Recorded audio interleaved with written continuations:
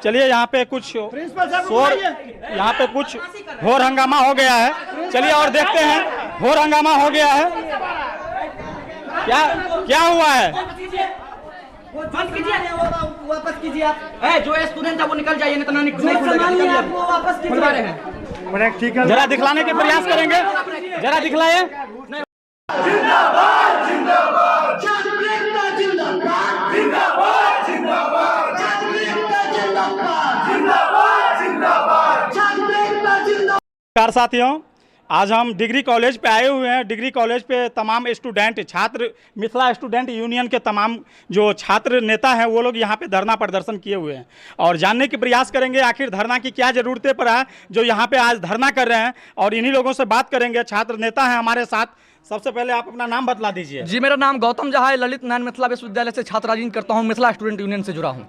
आज ऐसे क्या हुआ जो आपको डिग्री कॉलेज को लेकर के धरना प्रदर्शन देना पड़ा?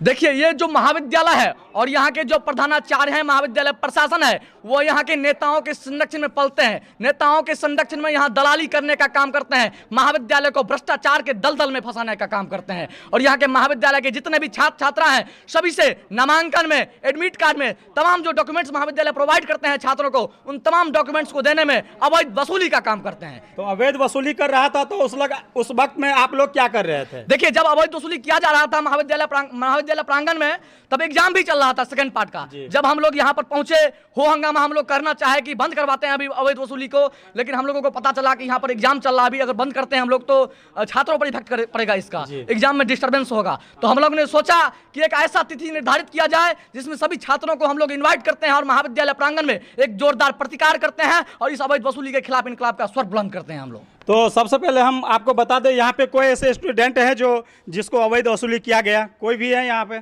जी, यहाँ पर यही हमारे साथी हैं, इसी कॉलेज के साथी हैं, बताने का काम करेंगे। जी, आपके साथ अवैध वसूली किया गया था? बिल्कुल। यहाँ ई कॉलेज में पहले आप अपना नाम बतला दीजिए। अनीश चौधरी, मिथिला स्टूडेंट यूनियन के, मिथिला स्टूडेंट यूनियन से। जी, कैसे आपसे अवैध वसूली हो रहा था, तो उस वक्त में आप क्यों नहीं बोले? आपने प्रशासन को या फिर आपने हेडमास्टर से क्यों नहीं इस बात को रखें? देखिए, जब अवैध वसूली किया गया काउंटर पे, तब यहाँ एग्जाम चल रहा था स्नातक सेकंड पार्ट का और 144 का धारा लगा हुआ था।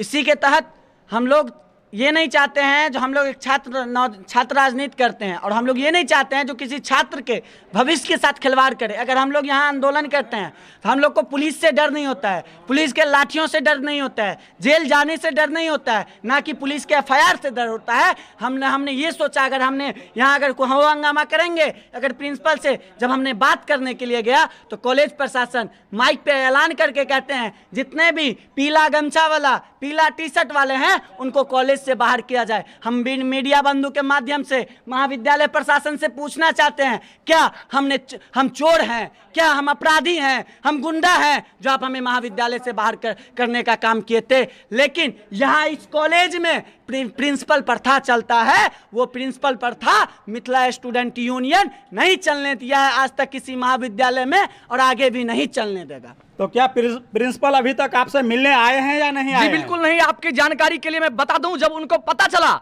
कि मिथिला स्टूडेंट यूनियन के तमाम छात्र आज कॉलेज प्रांगण में आंदोलन करने वाले हैं, तो उन्होंने अचानक मेडिकल लीव लेकर के 5 दिनों का छुट्टी मार लिया है। अचानक वो मेडिकल लीव लेकर के चले गए? अचानक मेडिकल लीव ले लिए, उसका कोई रीजन नहीं था उनको मेडिकल लीव लेने का। तो अभी जिस तरह से ये लोग कह रहे हैं, ये कहीं ना कहीं प्रिंसिपल पे भी सवाल खड़ा करता है। अवैध वसूली कहीं नहीं होना चाहिए। शिक्षा के साथ इस तरह से धंधाबाजी कहीं नहीं उचित है, और जिस तरह से शिक्षा में ये कर रहे हैं, ये कहीं ना कहीं निश्चित तौर पे सवाल खड़ा करता है। और मिथिला स्टूडेंट यूनियन के जो छात्र नेता लोग हैं, ये साफ साफ कह रहे हैं जो हम अवैध वसूली को बंद करने की प्रयास करेंगे। और हमारे साथ, जी क्या नाम है सर आपका? संतोष सौ। आज ऐसा क्या नौबत हुआ जो आप यहाँ तक पहुँचे हैं, और कितना दिन धरना जारी रखेंगे? देखिए, 1 दिवसीय धरना है या फिर आगे तक की प्लान है?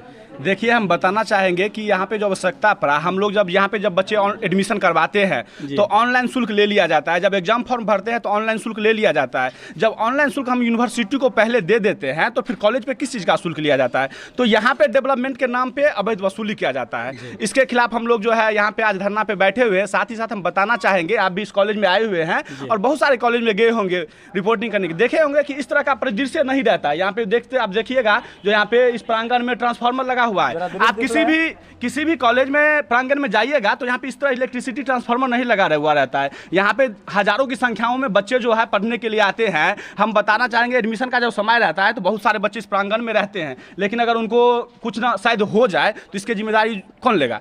इन सब को लेकर यहाँ पे बैठे हुए, साथ ही साथ सबसे बड़ी समस्या क्या है कि नामांकन के बाद यहाँ पे नियमित रूप से क्लास नहीं चलता है। हम लोग चाहते हैं कि नियमित रूप से क्लास चले। अगर क्लास चलेगा तो निश्चित रूप से बच्चे को ज्ञान होगा। कहने के लिए बच्चे यहाँ पे महाविद्यालय के छात्र हैं, कॉलेज में पढ़ चुके हैं, लेकिन यहाँ पे देखते हुएगा कि मिथिला यूनिवर्सिटी के अधिकांश छात्र ऐसे हैं जो ग्रेजुएशन कर चुके हैं, लेकिन उनको ज्ञान के नाम पे कुछ भी नहीं है, सिर्फ ग्रेजुएशन का डिग्री है। तो हम लोग चाहते हैं कि नियमित क्लास चले ताकि उनको उचित ज्ञान प्राप्त हो। इस सब को लेकर हम लोग बैठे हुए हैं। तो 15 सूत्री जो मांग है, 15 सूत्री मांग में आपका मुख्य मांग क्या सब है? देखिए, सबसे पहला मांग हम लोगों का है, जितना भी अवैध वसूली किया गया है महाविद्यालय प्रशासन के द्वारा, वो तमाम अवैध वसूली के पैसों को छात्रों को लौटाया जाए। दूसरा सबसे प्रमुख मांग है, वो मांग है कि महाविद्यालय के मुख्य द्वार का जो नाम है वो मिथिला अक्षर में अंकित किया जाए। तीसरा मांग है जो महाविद्यालय के चारों तरफ चार दीवारी का निर्माण किया जाए। आप दिखा सकते हैं, कैमरामैन को मैं दिखाना चाहूंगा कि महाविद्यालय के सामने दिखाइए, पूरा खेत सामने डस्टबिन का प्रबंध किया जाए, महाविद्यालय के मार्ग को साफ रखा जाए, ग्राउंड को साफ रखा जाए, महाविद्यालय में नियमित क्लास चले, महाविद्यालय में रूटीन आए। तो प्रिंसिपल समय पे आते हैं या नहीं, और वो रेगुलर आते हैं या देखिए, नहीं? ना ही रेगुलर आते हैं, ना ही वो समय पर आते हैं। जब मन होता है तब वो आ जाता है कॉलेज में, जब मन होता है तब आते हैं। उसका जीता जागता प्रमाण है कि वो आज नहीं आए। अचानक मेडिकल लीव ली, क्या इसका जरूरत था मेडिकल लीव लेने का? और बहुत से ये जिस तरह से निश्चित रूप इन लोगों का जो गुस्सा है वो जायज़ है। जिस तरह से वो कह रहे हैं उन पे निश्चित रूप से प्रिंसिपल भी सवाल खड़ा करता है। एक बाउंड्री नहीं है, एक वाल कहीं नहीं नज़र आ रहा है, और 3 से 4 घंटा इन लोगों को बैठे हो गया है, लेकिन कोई इनसे मिलने नहीं आया है, कोई आश्वासन नहीं मिला है। तो और जानना चाहते हैं, आपका क्या नाम है? मेरा नाम गोपाल कुमार झा है। आप भी छात्र नेता हैं? हम भी छात्र नेता हैं, बेनीपुर से मिथिला स्टूडेंट यूनियन से हैं। आज से कुछ दिन पहले जब गौतम जी इस कॉलेज के प्रांगण में आए थे जी, तो यहाँ पर इनको बैठाकर जी, प्रिंसिपल साहब मिलने तक नहीं दिए। बोल रहा था एग्जाम करवा रहे हैं। अरे श्रीमान, आप प्रिंसिपल हैं, आप एक क्लास ले रहे हैं, आप परीक्षा का ले रहे हैं, आप एसी के चैम्बर में बैठे रहते हैं और आप छात्र से नहीं मिलते हैं।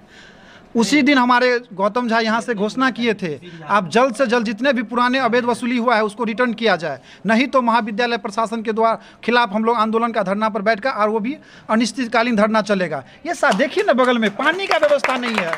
इस भीषण गर्मी में एक पानी का चापाकल भी खराब है, और वो भी डंडा खोल के प्रिंसिपल साहब ले गए होंगे, वो भी खोल के लेके चले गए होंगे। ना पानी का व्यवस्था है, ना पंखा का व्यवस्था है, कहाँ से विद्यार्थी पढ़ेगा यहाँ पर? प्रिंसिपल साहब 4 से 5 घंटा होंगे तो उनको तो पानी की जरूरत है, तो पड़ता होगा ना। वो तो अपना आरओ का पानी लेके आते हैं, घर में लगा के रखते होंगे, हो सकता है प्रिंसिपल साहब अपने चैम्बर में लगा के रखते होंगे। लेकिन देखिए, छात्र के लिए पानी अभी जल संकट है। नगर परिषद में ही कॉलेज पड़ता है। बताइए, इस भीषण गर्मी में क्या किया जाए?